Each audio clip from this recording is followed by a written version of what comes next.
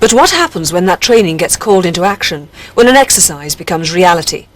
This is the story of a flight crew who found out.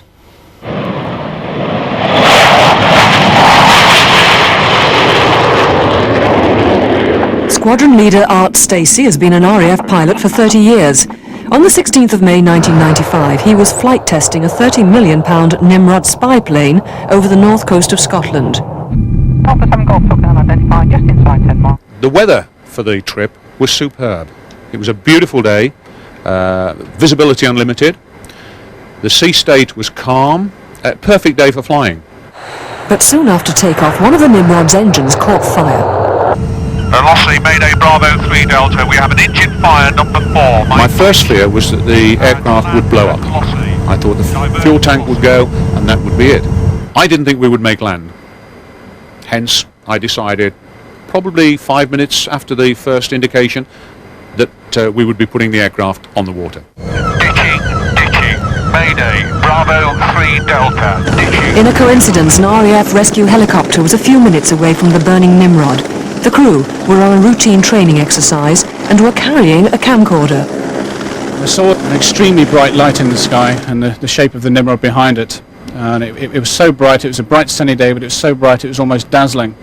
That was the extent of the fire.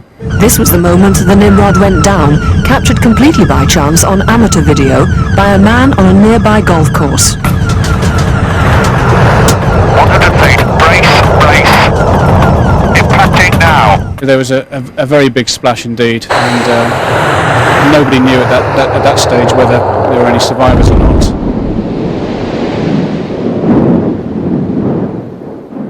The aircraft finally stopped, and the noise stopped. The silence was almost deafening.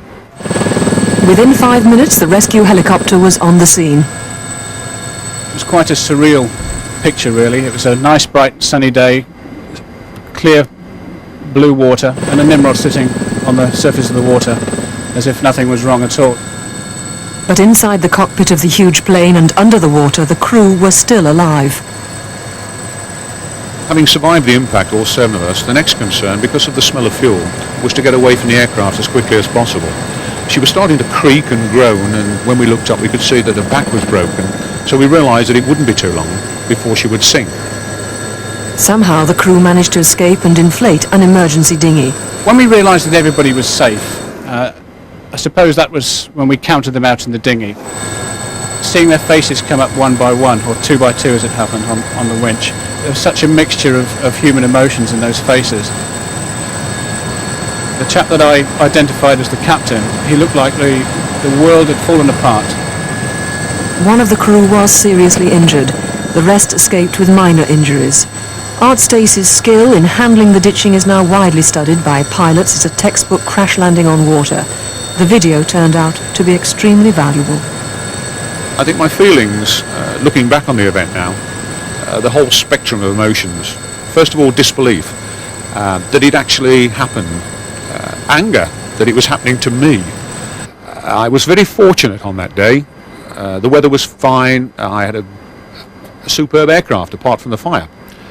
But I also had a team behind me that everyone pulled their own weight and allowed me to make the decision, the difficult one, to ditch the aircraft.